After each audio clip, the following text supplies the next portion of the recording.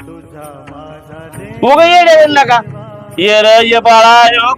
तुझ्या आई तर 2 दिवस झालं भाकर खाय नाही का पाणी पी नाही का मला भाकर खाऊ वाटते का पाणी पिऊ वाटतंय तू गेल्या पटलं सांग बरं मला. ठेवू का मग मला काम आहे. अरे हो काय अरे अण्णा नको रे असं बापावर रुसत जाऊ नको नका. बाप जिनस पुन्हा गेल्यावर नाही का अण्णा बाळा ऐकत जा येड्यावणी कर नको. हे बघ ही येड्यावणी कर नको. येणार नाही. काय करावं येणार नाही म्हणतोय का.